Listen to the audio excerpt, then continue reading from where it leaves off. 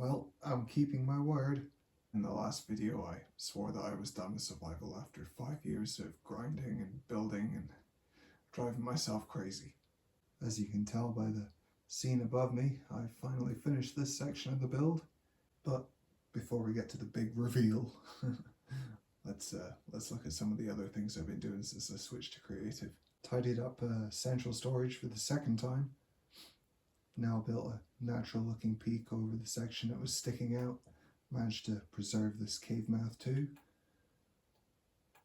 Quite a big space down here. But of course, if you go around here, lots to be done. But out of sight, out of mind. And while we're over here at central storage, give you a look at what I've done. I've gone ahead and replaced my my waste disposal with this aquarium. Moving Nautilus from wherever I could find them all the way across to my base was going to be the last great vanity project of survival before I made the switch to creative. But it's time I don't have, so I've just gone ahead and done it here. Seems odd to maintain a trophy room now I'm on creative, but I like it. The edge of the aquarium also stuck out into this corner, so I've gained myself a tree. And here you can see I've done another quarter of the aquarium, which means there's only 1/4 to go. I've also gone and lined the ceiling. It looks a lot tidier now. And I've been working in the false void. Here's the start of a little end city.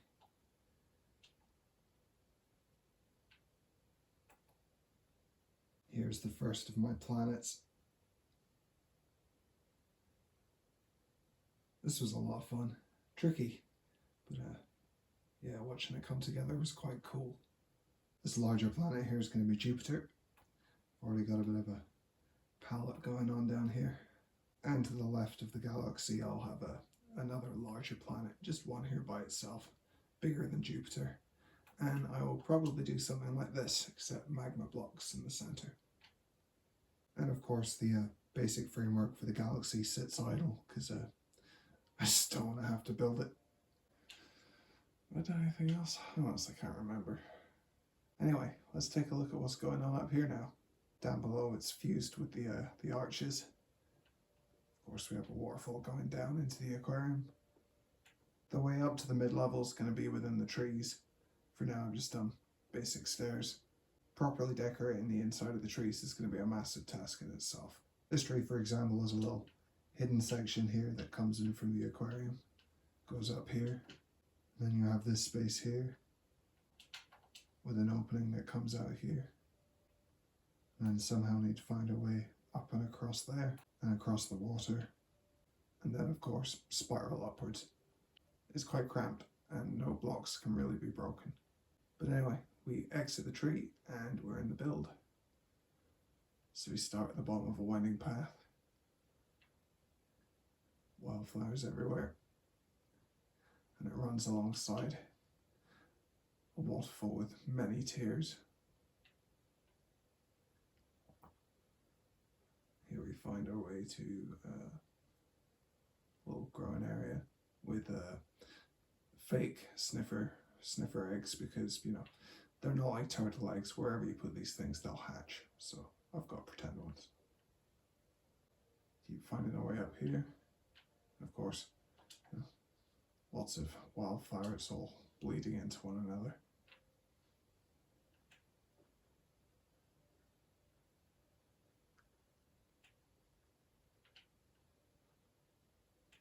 Keep going up and up. And finally we're at the top. So it's pretty crazy in here. It's pretty cramped. There's a lot of colour. Sometimes you can't see the wood for the trees. But here we have one of the exits into what will be the next section. I think this is the giant potion factory. Yeah, just endless water features. A chance to show off all my small drip leaves.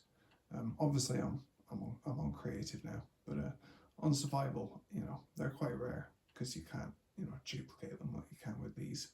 So this build was going to be, you know, a chance to show off all the rare flowers that I really had to work for.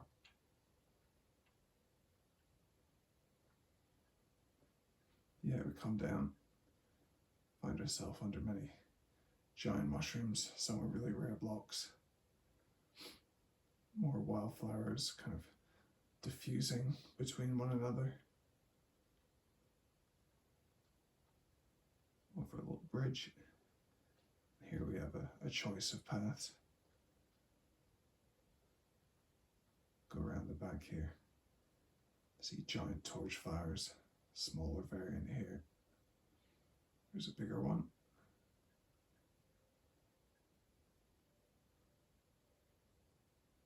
Quite a few different palettes for the cave walls. It kind of changes depending on what level you're on.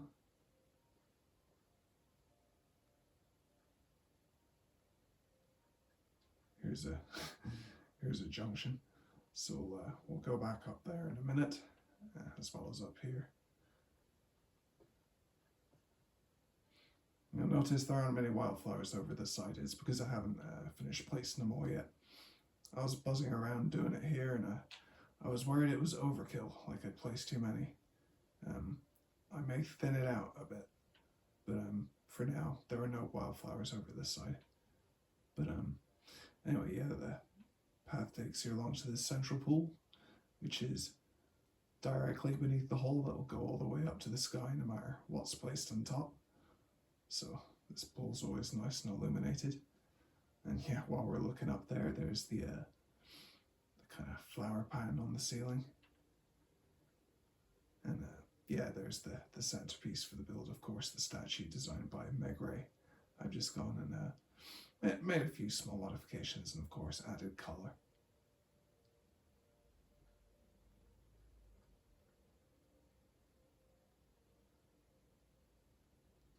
Then the path goes around the front of the statue, but we'll just go this way instead. We'll head up here. You can climb up on top of these mushrooms, and they serve as paths of their own. What's up here? Oh yeah, of course, yeah. So eventually when there are things built above this, this will be one of the ways to get up. Let's hop across here. Past another pool, slightly different wildflowers.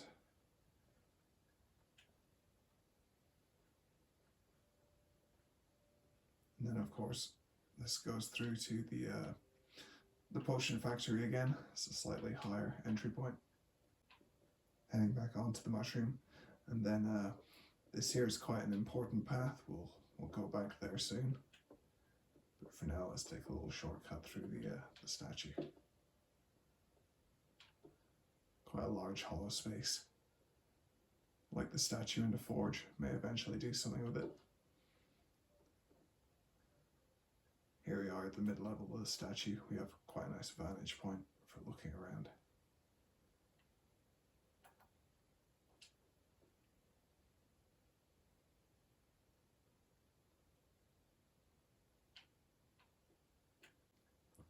Heading down, that's the junction from earlier before we started climbing the mushrooms. And here's where you'll find the most water. Many, many waterfalls slowly stepping their way up, running through the path and down, eventually finding their way to the central pool before pouring down into the aquarium.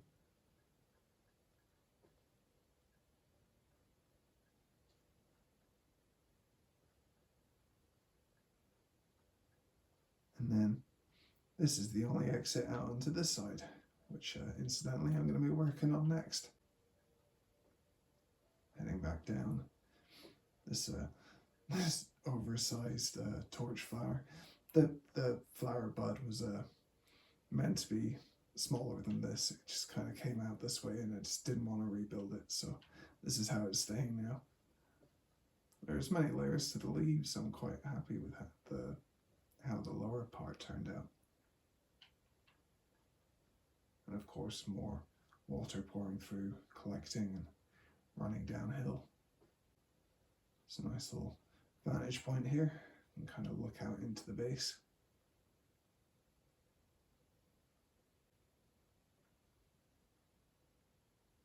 And if we head down here,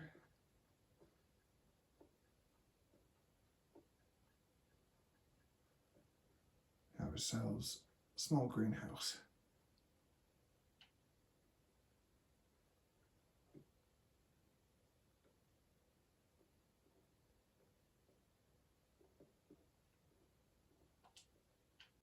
And some impassable terrain down below. This is why all the trees bow forwards very slightly, and the rear branches aren't very big. I knew I'd be building back here eventually. I mean, this one is literally pressed into the earth. Anyway, let's go back to that important path I was talking about. Through a little tunnel, back into the build, all the way along. Oh yeah, path here, because that happens to line up with the, the window quite well.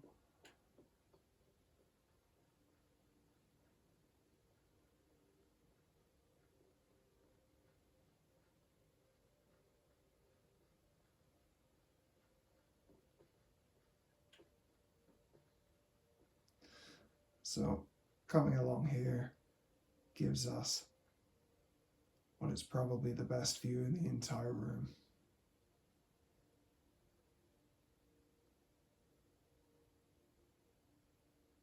So there's this long green vine kind of comes out the wall just behind the statue's head, splits into two immediately and spirals off. And it has these giant hanging wildflowers. Yeah, that's how the room turned out.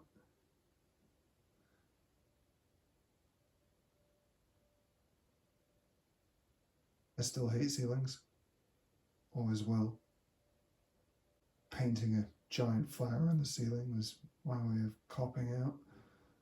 Not having to do anything too inventive.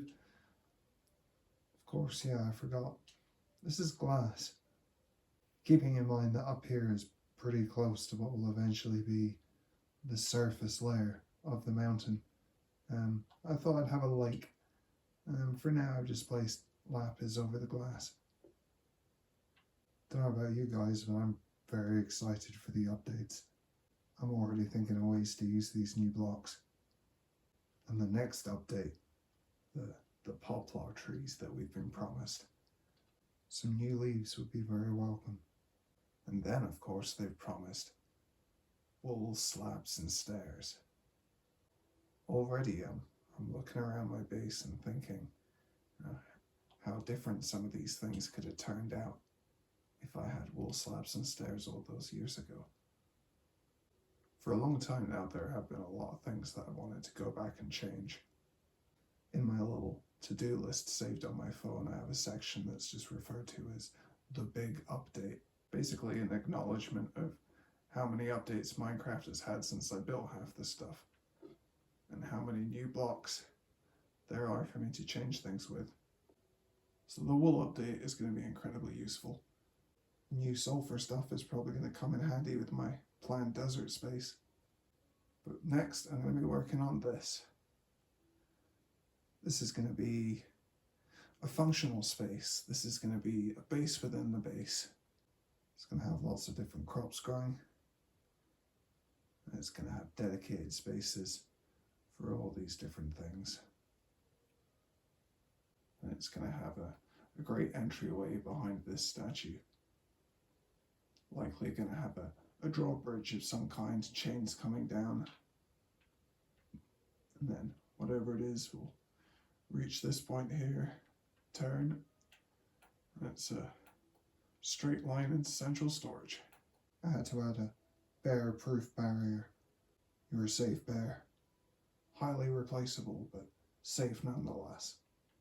So by the next video, I'm going to have a lot more stuff built in the void. Going to have that next midsection finished. I'm going to finish the aquarium once and for all. And I'm sure I'll find some other ways to keep myself occupied. There's plenty to do. I may even go back on survival and earn the final achievements. I'm going to need to find one of you. In theory, I should just be able to go into spectator mode and creative and just go exploring. It is an exact copy of my world after all. Preserve or destroy. But that's it for now. If you enjoyed the build, leave a comment. Things are definitely moving much faster now, and I'm enjoying it. I'm really enjoying knowing that I don't have to build this twice. I don't have to build everything twice anymore. But yeah, I think that'll do for now. So I will see you and this guy in the next video. Ugh, I did that entire video with cotton mouth.